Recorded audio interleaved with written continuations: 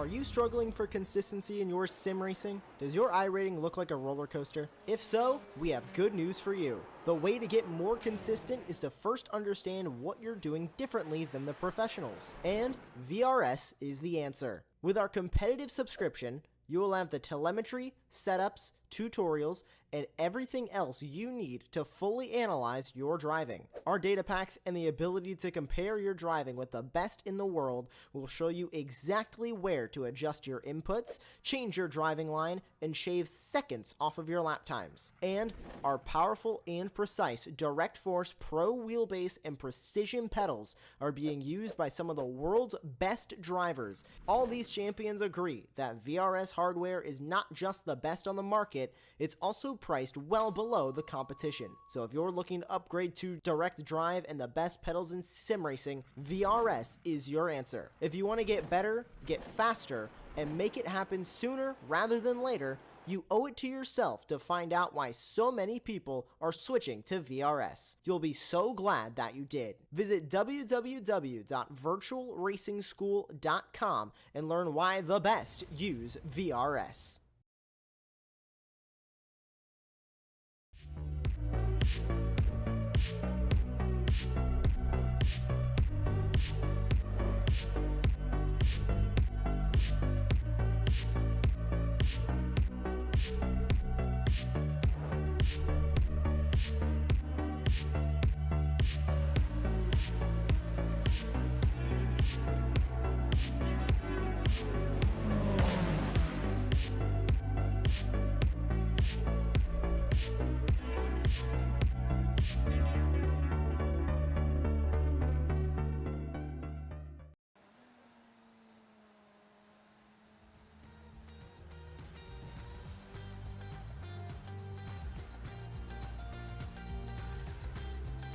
Greetings, race fans, and welcome to Apex Racing TV's presentation of the Radical Esports Cup. J.R. Gregory here with you on the call, and happy to welcome back my old partner, Racing Ron Mons, who is spelling Tom Dillon today, is a little bit under the weather. Ron and I have worked many times together before, so looking forward to a little bit of deja vu, and my vocal cords are looking forward to a little bit of a break, which I'm sure to get here. And our producer, once again, is Joshua Wilkie, the star of today's show, the Radical SR10, 425 horsepower, only 725 kilos, no traction control, no anti-lock brakes. And folks, we are showing the top split of the public server here, 2100 GMT Friday, as we do every week. So this is not a private event. This is not a league event. If you would like to join us and test your skills here on Apex Racing TV, go ahead and sign up. And if you make the top split, you will appear here with some of the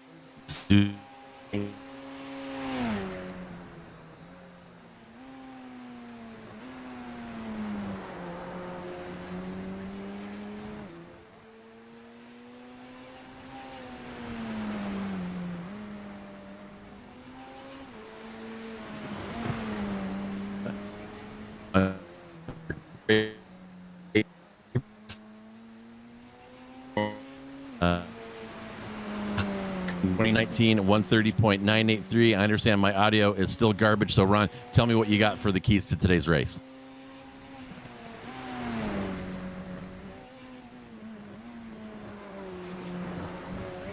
All right, hang in with us here, folks. With those, we're having some audio difficulties. Apparently, I'm back, but we have lost Ron, and I was going to ask him for keys to the race, and I'll just share with you what I see him. I can tell you that this car track combination is fantastic. These medium high-speed sweepers really suit this Radical. It generates enough downforce to cause some excitement here.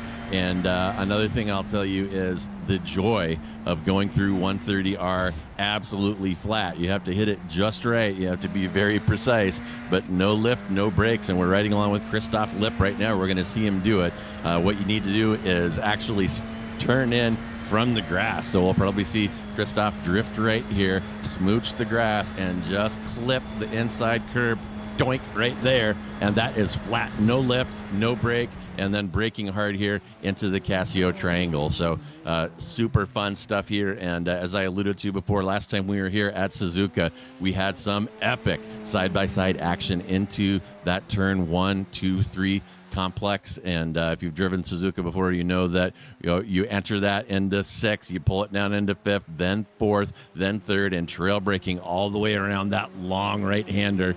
And there is plenty of room there to contest that entry, and we are going to see that entry contested here today. Here's a look at James Berry briefly as we wind down qualifying, and look at Sorensen. 154.7 was on the track with him yesterday, and he was an absolute beast. Drove away from the field with a couple of other of our frequent flyer drivers here. So not sure if we are going to get Ron back, but we're going to be gridding up here in just a moment. We'll have those qualifying results ready for you.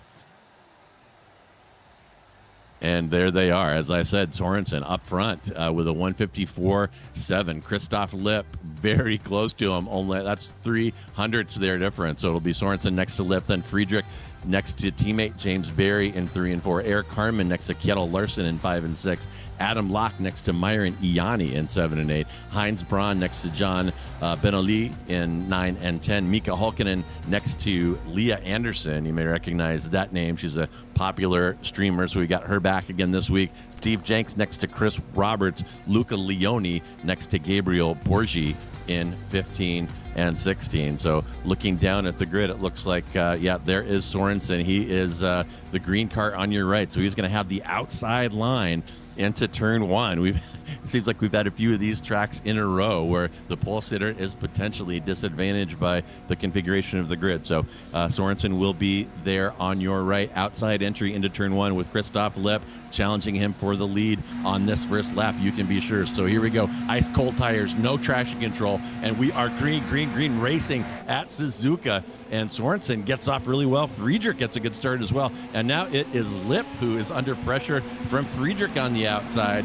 and no shuffling up top as we are mostly nose to tail. A little bit of side-by-side action there coming through the remnants of that right-hander and heading into the S's here for the first time. And folks, this track takes some bravery, but due to the high speed, you have got to be very precise in your steering input. You've got to trust yourself that you're holding the right steering angle and keep the car floored and hope that it comes out on exit where you want. Here's one example. The exit slides you right out to that cut through from a different track configuration. Riding along now, looks like we're with Benelide right now, coming into Degner. That's another place that requires a lot of precision. We'll slow down here and make our first dash down to the Kobayashi hairpin, which can be quite difficult in these radicals. It can be difficult to get them woed up. As I said, no ABS, and you come in there pretty hot on cold tires, and no incidents so far. So looking good. And Ron, are you live? Paging Ron.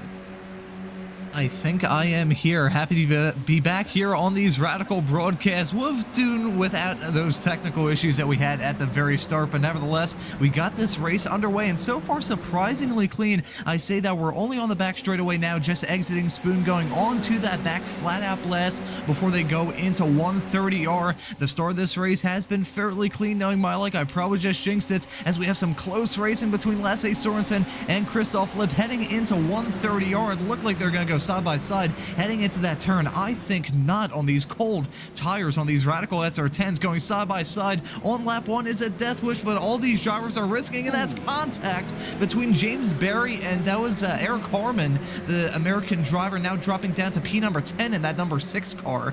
So that was a major bit of drama that time heading out of Casio Triangle. Yeah, not sure what happened there. I looked like Larson had the move made on the entry to Casio, had the inside line there, and I looked away for a moment, or the camera moved away, and there was some contact there, obviously, and that has caused Berry to fall to P6. Josh is going to spin that up for us now, and here is Harmon, and look at that cool livery on that car. Sticks it on the inside of Casio. Berry with a little lockup, and boy, I don't know. Harmon had some space to his right there. Gosh, I'm not. I think I may have to call that a racing incident, Ron. What's your take on that one?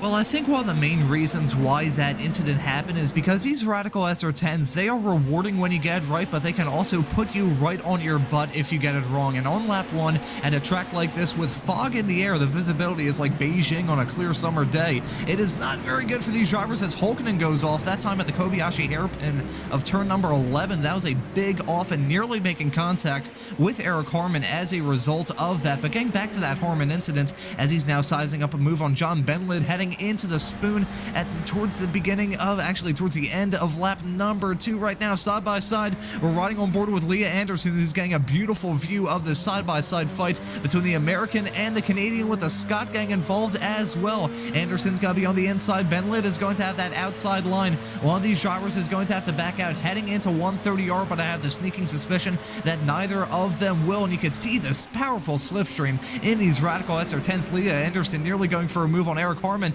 but getting beached on the curb a tiny bit. Going to be side by side yet again with Benlid, but Leah Anderson going to hold off that move and remain in P number 10. But getting back to that incident that happened at that very section of the course 1 lap ago involving Eric Harmon, I think the main reason why that incident happened was just spinning up the tires too much on corner exit. He was on the curb, and the curbs in this car are really, you don't want to touch them with a 10-foot pole. So that could have been the reason why Harmon was involved in that incident. We're getting an overhead view, and you can see James Barry nearly making contact with Andres Friedrich entering the corner, and you had just some argy-bargy action between the two of them. And I think the cold tires in these cars, coupled with that curb whack, may have been the reason why Eric Harmon went for that spin into Barry. Yeah, and probably cold track temps. Have not seen the temps of this session yet, but I imagine that they're low, and you see the fog or mist in the air. That is to kind of provide introduce a little bit of moisture to the track surface, which impacts grip. So these cars that are notorious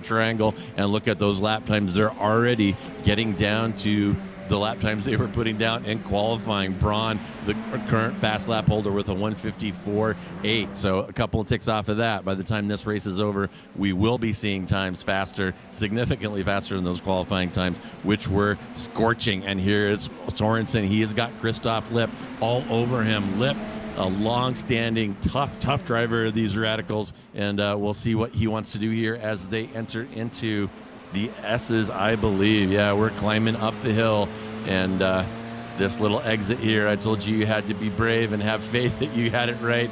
And right here, we're going to barrel into the first Degner, sliding right out onto that AstroTurf, down into third for the second part. There is the bridge where you pass under the straightaway before 130R, and we're going to come down here for the fourth time into this Kobayashi hairpin, named after that Honda F1 driver after making some epic moves during an event here several years back. He did such an epic job on that corner. The corner is now named after him, but look at that gap.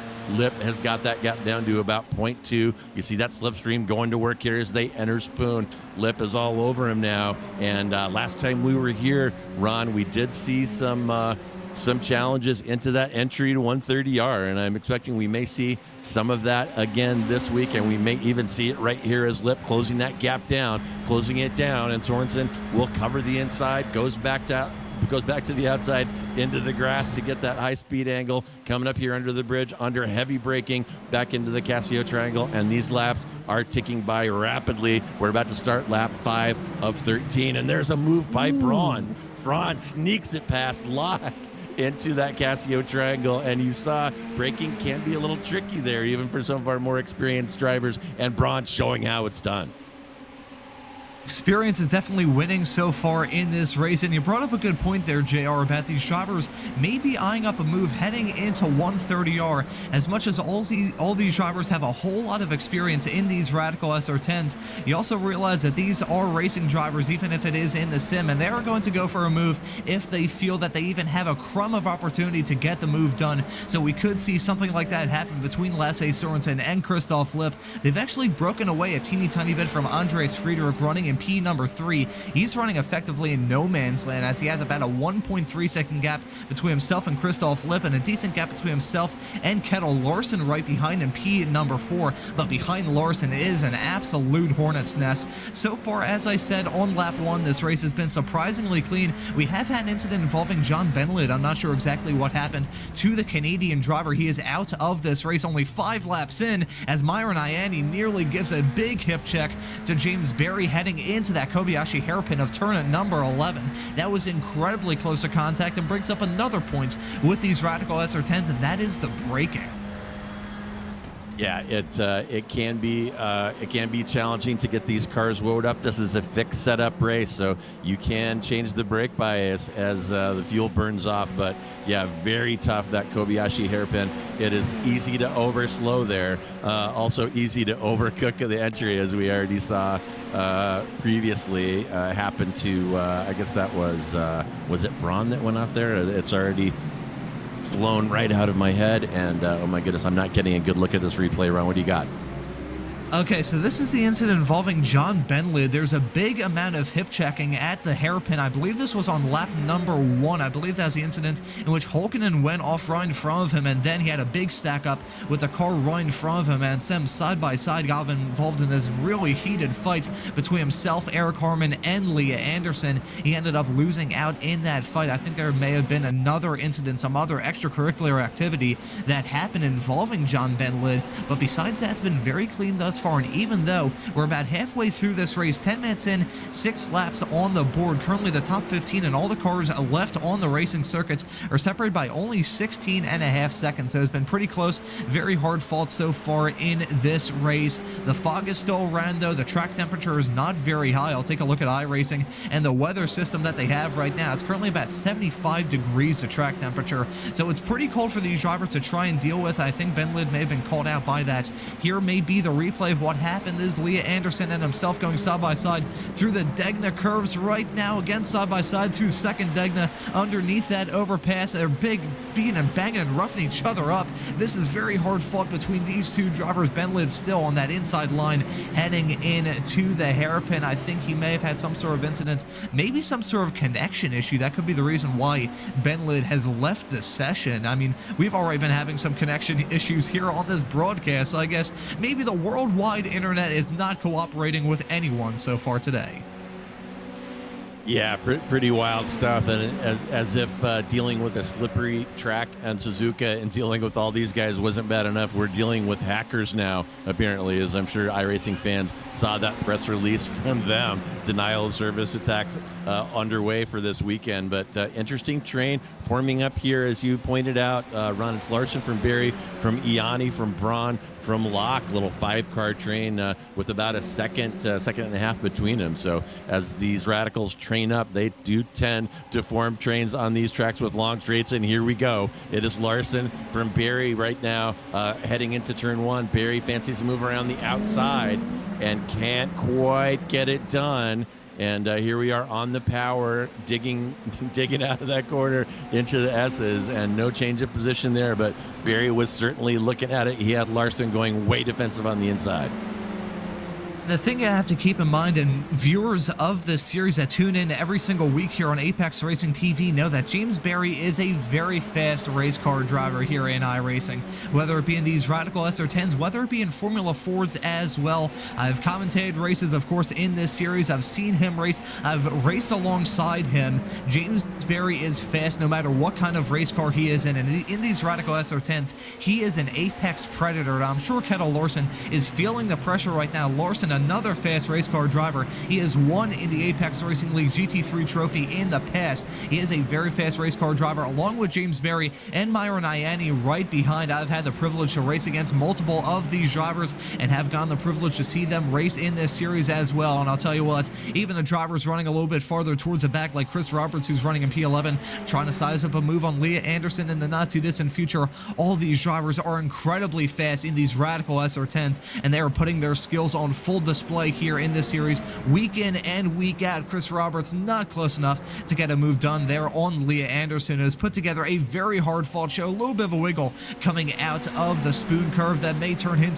her into a sitting duck going down this back straightaway. Maybe Roberts may try and size up a move with Hulkinen looking to pick up the pieces if they come to blows side by side heading into 130R. That is some bold stuff from these two drivers. Chris Roberts yet again not close enough to get the move done to break into the top 10, but Leah Anderson all throughout this race, I mean, we have 13 and a half minutes on the clock, and I think throughout 7.5 minutes of this 13.5 minute race, we have had our eyes peeled on Leah Anderson because she has been the center of attention, and right now our attention is drawn to the Berry and Larson fight, which is still heating up side by side, heading through turn 1 and 2. Wasn't close enough for Berry to get the move done, but these four drivers right now, you can cover all of them with a blanket. Larson, Berry, Ianni, and Braun separated by less than a second, hang through the S's at the start of lap 8. Yeah, and with only 6 laps remaining here on, you got to think that these drivers are getting a little tired of looking at the car ahead, and I know that feeling. I'm getting awful sick of that bumper, and there's a couple of passing opportunities right around the corner and on every lap here. Do you take a poke inside at the hairpin? Do you try the entry to spoon? Do you try 130R, Casio? So many great passing opportunities on every lap, and again, you see Larson going way defensive there, knowing that he has the assassin James Berry behind him, and the result is I think he's slowing all those cars down. And again, it's Larson from Ianni, or Larson for Berry from Ianni from Braun, and Locke is going to work his way up here shortly and join this train if they don't stop dicing up front, and that shows no signs of receding. Oh, it is not going to calm down at all, and neither is this fight up towards the front of the field. Lip pulling out to try and save that slipstream so he doesn't go for a move heading into 130R. These two drivers incredibly fast. They've been the aces of the field thus far in this race. They're pulling away from the drivers right behind, including Larson and Berry, still line astern heading through 130R at the end of lap number 8. Meanwhile, Roberts has gotten the move done on Anderson to break his way into the top 10. Nicely played from the driver of the number 9 car. I'll tell you what, Chris Roberts, he did not have a good race earlier on. I tuned into the race right before this, I guess it would be the 1900 GMT race here with the Radical Esports Cup, as now side by side is Berry and Larson, and Berry gets a move done heading into turn number 1. Nicely played from the British driver, and right behind them, Ianni and Braun were trading spots as well. And keep your eye on Locke running in P8 right now. He's actually less than a half a second behind Hans Braun, the German. So right now, Adam Locke looking to turn this 4-car escapade into a 5-car train. He is right there though, so he definitely cannot lock Adam Locke out of those podium positions, in those top 5 positions, I should say. Yeah, and I gotta say for Larson there, it's frying pan fire. He fought off James Berry for several laps. Now he's got Ianni behind him, and he's got to be thinking about what Ianni's doing. That's probably taking up more of his attention right now than trying to get the move on Berry. Ianni, Berry's teammate, very fast, and oh my goodness, some great camera work there, riding along with Locke, following this train into that Kobayashi hairpin. And as I said, so tough to get the braking right there. You got to be so precise. Easy to overslow and easy to slide off into the marbles, as we saw someone do earlier. And Braun there taking a look now. Now it's Ianni getting pressure from behind. Braun taking a peek on the inside of Spoon here, and he's going to have the draft. He's going to have a run, and will he be the first one we see try a side-by-side move into 130R? Oh, he's closing. You can see him pulling out the slipstream, maybe trying to save out the slipstream. Don't get too big of a run, and you can see the dirty air, the effects of the dirty air as we're riding on board with Heinz Braun getting beached on that outside curb coming out of 130R as Ianni runs wide, hang through the Casio triangle, and Heinz Braun is going to take advantage of that like an absolute treat, and with a beautiful drift coming out of turn number 16, Heinz Braun is going to book his way into P6 for now. It looks like Ianni and Locke, they may go side by side. We're gonna have some three-wide action heading into turn number 1. Very close stuff between Adam Locke and Myron Ianni, who sweeps around the outside of Heinz Braun to pull off a move, but still not over yet. Heinz Braun is going to have that exit, but he's gonna be stuck on the outside heading into turn number 3 and 4 right now. These drivers trading blows and making contact as well, and Ianni is sent off the track with that hip checking maneuver. Be careful here on the rejoin, Ianni. He keeps it clean. Myron Ianni and Heinz Braun trading blows in this race. We're coming to the closing stages, JR. We're expecting these drivers to start trading hammer blows against each other, but side by side throughout most of the S's in these Radical SR10s is absolutely unheard of. That was a beautiful fight between the two of them. Yeah, great stuff here, Ron. And last week we were at the Red Bull Ring. As we see a little replay here, we'll see the action between Ianni and Braun, and Ianni is just gonna wash out a little bit, overshoots the braking just a hair, and that is enough for Braun to wiggle around the outside. That is great car control and way to drive offline and get that move done. Really outstanding. But yeah, Red Bull Ring last week, another Formula One track, provided a lot more of this kind of side-by-side racing, and it continues. And here's Braun and oh, that's woo, sorry, I got caught up there. That was a replay of that same action there, coming out of that first double right-hander. And here we are back live. What is Braun with Locke behind him? And it looks like Braun has fallen a couple positions, although he is up 3 from his qualifying position. But yeah, as I was saying, Ron, some great action, 2 F1 tracks in a row, and they're not disappointing. Oh, absolutely not. This has been some fantastic stuff thus far, and you can see some fantastic stuff continuing. Heinz Braun weaving like a madman, going down that start-finish straightaway, trying to do everything he can to break the draft that Adam Locke is getting in that number 15 car. It may be a fruitless effort. We'll just have to wait and see. Meanwhile, Chris Roberts trying to get a move done on Mika Hulkinen heading into turn number 1. They're going to be side by side. Roberts is going to get the move done in that number 9 car. The California driver has put on a very good show. We haven't talked about him too much throughout this broadcast, and really that's a first overtake we've seen him put on so far on this broadcast, but he's actually our hard charger so far in this race, up 4 spots from where he started, which is the highest of all of the drivers in the field, despite the fact that we haven't seen too many movers and shakers so far. It has been a very hard-fought fight for drivers up and down the field. Yeah, it really has. And you know what I like about this run, these Radical drivers and the Radical community have been working pretty hard to increase interest in the series through their track selection and giving them some promotion. And we're seeing some new faces out here, and those new faces are showing that they are here to scrap. We've seen a tough drive from Lee and Anderson and a tough drive from Roberts. They're not afraid to mix it up with these established drivers, and it really is great to see. And as we see every week, there are fights up and down the grid in this Radical Esports Cup, and it is just fantastic stuff. Back up front now, it is Loris Sorensen and Lip again, and oh my goodness, that is right on the edge, Ron, of moving over in the braking zone. That's we're getting a little bit cheeky now. Yeah, I think these drivers are getting a bit frustrated with each other. You can't really blame them from Lip's perspective. He has been sitting behind Lasse Sorensen ever since the green flag dropped over 20 minutes ago. These drivers are also seeing that checkered flag near, and they're starting to feel a bit more aggressive. Hulkinen trying to get a move done, maybe trying to get revenge after what happened with himself and Roberts earlier on. Meanwhile, Locke going side by side with Braun heading into turn number 1. Heinz Braun is still going to hold on to that that P at number 6. I'll tell you what, ever since that side-by-side action involving Braun and Ianni, Braun has lost a whole lot of pace. I'm curious, did he pick up some sort of damage? Because these radicals are very aero sensitive, and with that hip check that Braun and Ianni had with each other, that may have messed up some of the aero on the side of Heinz Braun's race car, so that could be the reason why he's a little bit of a sitting duck compared to Adam Locke.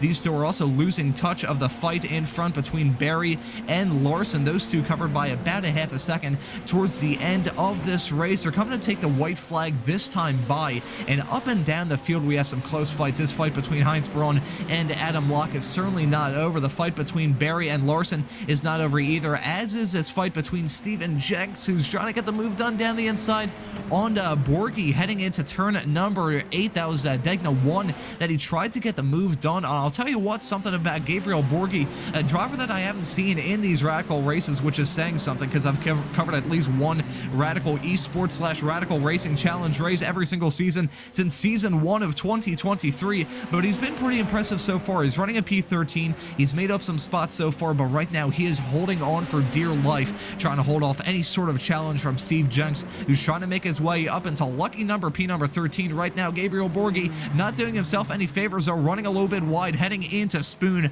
but meanwhile this is going to be a grandstand finish, folks. Lasse Sorensen has led ever since a green flag came out over 23 minutes ago. He's going to be taking the white flag this time by. The real question is he going to be the one taking the checkered, weaving all around that start finish straightaway? Lasse Sorensen trying to do everything in his power to break that slipstream from Christoph Lipp right behind him. You've got James Barry and Lasse Sorensen. Actually, that's not Lasse Sorensen. Lasse Sorensen is our leader. Kettle Larson is the one right behind James Barry. Those two may be feeling racy along with these two, Chris Roberts and Holkinen, going side by side heading into turn number 1 right now. Holkinen is going to get that move done to go back into P number 10, but that fight between Sorensen and Lipp, I don't have a good feeling about, JR. I feel like fisticuffs are probably going to break out between these two after that block we saw heading into 130R not very long ago. Yeah, Sorensen is weaving all over the track like my uncle on Thanksgiving night, but he's extended that gap up to about 0.7. So that defense has worked out for him, and barring any mistakes, Ron, it's going to be over at this point. Sorensen sitting at about 0.7, 0.6 gap, dropping a little bit here with the slipstream, but I don't think Lipp is going to have another opportunity here. So defense carrying the day for Sorensen, and my goodness, all that defense and all that weaving, their lap times are well into the 55s when we're low 54s for some of the faster drivers, but it hasn't hurt him, and it looks like Sorensen is going to take this one as we watch him. He's now going over the bridge now. You can't really see the track below, but this is where the track crosses itself right here before 130R, and Sorensen just has to have a clean run through the Casio triangle here, and he is going to take the victory. It'll be Sorensen from Lipp from Friedrich, who had a quiet race but is going to end up on the podium just minding his P's and Q's. And there they go across the checkered flag, and as you predicted there, JR, Lasse Sorensen takes the checkered flag fairly convincingly too over Christoph Lipp. He ran very wide coming out of 130R at the end of that final lap of the race, so Christoph Lipp losing a whole lot of time. That dirty air is going to put a whole lot of stress on those tires, so that may have been the reason why it dropped back like a rock. Christoph Lipp is going to end up in P2, and as with the Braun and Locke fight, they ended up line astern. Braun holds on to that P6 position, and the Barry and Larson fight, they didn't swap either, separated by about half a second after 25 minutes of racing action. I'll tell you what, JR, it's been about 3 months since I did one of these Radical broadcasts with you. Of course, I've been doing the Radical Americas series here on Apex Racing TV, but these Radical SR10s, especially in the officials, with these shortened down races, always put on some very intense fights, and despite the fact we didn't see nearly as many incidents and off-track moments as I was really expecting coming into today's race, that was still pretty epic. Yeah, it really has been great, and we had 30 cars here on 2 splits, and the Radical community has really succeeded, as I was alluding to earlier, in increasing the interest and participation. And of course, we really want to welcome some of the new drivers. We saw some of these new faces like Leah Anderson, and who was the black car again? That was Chris Roberts. Roberts, yeah, it was Anderson and Robert showing that they are here to play. They're willing to trade paint and race hard, and man, so welcome to the new folks. And again, I'd encourage you folks out there watching this, if you want to give these radicals a whirl, go for it, man. You will not be disappointed. And we will have, Ron's going to have the results for you here momentarily while I take a peek outside and see if there's anyone waiting to speak to us. I think there may have been some karma involved in the technical issues that we had, because I still remember that quote at the very beginning of the broadcast, JR, saying that your voice was going to have a rest, and then immediately we had some technical issues, and after that I couldn't talk for about 5 minutes. But anyways, here are the results from this race from the 2024 Season 3 of the Radical Esports Cup. Today at Suzuka, and Lasse Sorensen, the driver from Norway, is the one taking the checkered flag, 1.2 seconds in front of Christoph Lipp, the driver of the number 2 car, ends up in number 2 and really remained in that spot throughout the entirety of this race. Andreas Friedrich, meanwhile, he ends up in P3, not a long ways off of Christoph Lipp either. He put on a quiet show, but he still rounds at your podium in P number 3. And then James Berry is going to end up in 4th, a very hard-fought afternoon for the Brits. As the same with Kettle Larsen, the driver from Norway, is going to end up in P5. Heinz Braun, the German driver, in 6th. Adam Locke in 7th. Myron Ianni, who must have picked up some damage as well with that contact between himself and Heinz Braun, heading through the S's with about 5 laps to go. He ends up in P number 8. Eric Harmon, who also had an incident earlier on, that being with James Berry, he's going to end up in 9th. Chris Roberts, a newcomer, as you said, from California, is going to end up in P10 in that number 9 car. Mika Holkinen, who we saw go off the track as well, he put on a storming recovery drive to end up in P number 11. Leah Anderson, who had a very hard-fought afternoon, she's going to end up in 12th. Gabriel Borghi, in what we believe is a series debut, is going to be one of the hard chargers, ending up in 13th. Stephen Jenks in at number 14, P number 14 to be a bit more precise. Luca Leone, the Italian driver, who I don't think we talked about at all throughout this broadcast, ends up in P15, the last of the drivers to take the checkered flag. And then finally we have John Benlid, who, as he said in the YouTube chat, had some netcode contact between himself and Leah Anderson, and sadly that took him out of this race, leaving him in P16, 10 laps down. And JR, I think we have some drivers waiting in the interview waiting area. Yeah, we absolutely do. We've got Lasse Sorensen and Christoph Lipp waiting outside. So let me bring in Lasse Sorensen, your winner for today. And Lasse, I was on the track with you yesterday. You probably didn't see me because I was about 10 positions back as you were driving off. But you drove away from that field yesterday and managed to mostly drive away from the field today while holding off Christoph Lipp, which he is no slouch. So how'd you manage to keep Lipp from passing you for all those laps from pole? No, I think, in fact, I have a higher pace than Lipp here, but going behind in draft is like cruising, and I'm sweating in front trying to push that 1 second gap. So I think he only waited for me to make a mistake today, in fact. So, yeah, he needed that to get the win today. I raced 2 races with Lipp this week, and I won both of them, so that's been fun, and close racing with Lipp as well. Yeah, well, there is no doubt that you are a master of Suzuka in this car. You are absolutely flying, and like I said, I said yesterday, you drove away from that field as well. So really good stuff. And as we wrap it up here, is there anyone you would like to give a thanks or shout out to? Yeah, of course, as always, the team. I mean, RGL Coatings, they're awesome to practice with, and our sponsors, Sande Trafikkskole, especially. So, and you guys, of course, for making the broadcast for Radicals. We need more drivers in the series, so it's needed screen time for us. Yeah, absolutely. And the fields are picking up and the competition is getting good. So you guys are having some success with that. And folks, that is your winner today, Lasse Sorensen. Thank you for stopping by, Lasse, and we will see you next week. See you next week. Thank you so much. Yeah, you bet. All right. And we also have Christoph Lipp on, so we'll let you talk to him about the potential frustration of sitting behind Sorensen for 13 laps there. Alrighty, Christoph, thank you for joining us here in the commentary booth. As my colleague JR just pointed out, maybe a somewhat frustrating race from your perspective, spending a vast majority of it in P2. So just talk us through a very hard-fought afternoon here at Suzuka. Yeah, hey guys. Yeah, it was not so frustrating for me, honestly. Yeah, Lasse has a good pace. I think the qualifying is a decision point here at this track. And my tactics was just stay behind him, don't fight him, let's try to get away from the third place. And then trying to distract him a little bit and see if he makes a mistake. But I was not really trying to attack him because I thought this will not end very good. So yeah, was not too frustrating. I'm fine with that second place. Well, in terms of you two breaking away from Andreas Friedrich in P3, you guys definitely did that, and you brought up trying to force him into a small little mistake. Could you talk the viewers through how important mind games are in these radical races? Yeah, I think if you have the same pace, it's pretty important, and that's exactly what I think all of us are trying to do. Yeah, play a little bit with the driver, especially with the driver in front. Yeah, there you can do some moves and try to force him into mistakes.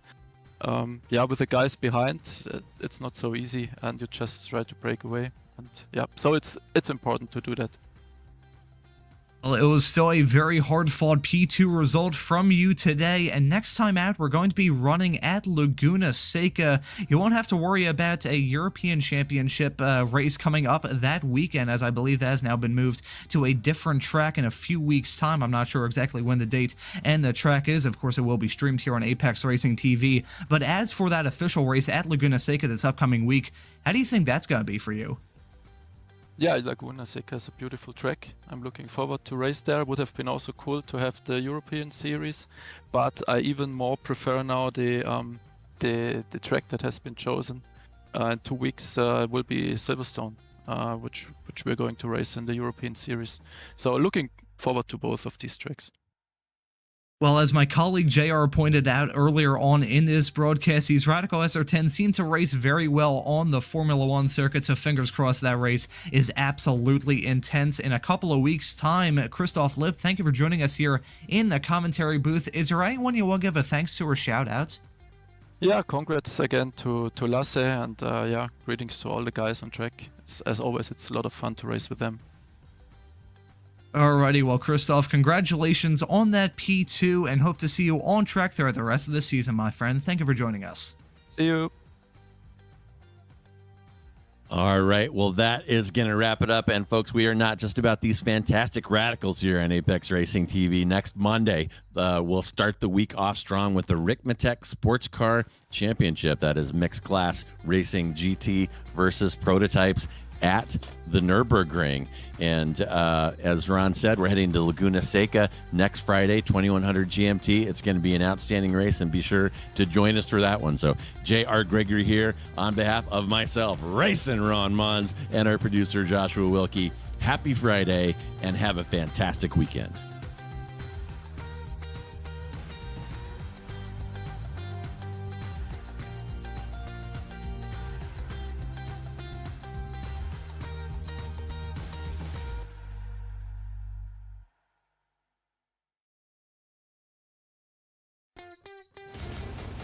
Are you struggling for consistency in your sim racing? Does your iRating look like a roller coaster? If so, we have good news for you. The way to get more consistent is to first understand what you're doing differently than the professionals. And VRS is the answer. With our competitive subscription, you will have the telemetry, setups, tutorials, and everything else you need to fully analyze your driving. Our data packs and the ability to compare your driving with the best in the world will show you exactly where to adjust your inputs, change your driving line, and shave seconds off of your lap times. And our powerful and precise Direct Force Pro wheelbase and precision pedals are being used by some of the world's best drivers. All these champions agree that VRS hardware is not just the best on the market, it's also priced well below the competition. So if you're looking to upgrade to direct drive and the best pedals in sim racing, VRS is your answer. If you want to get better, get faster,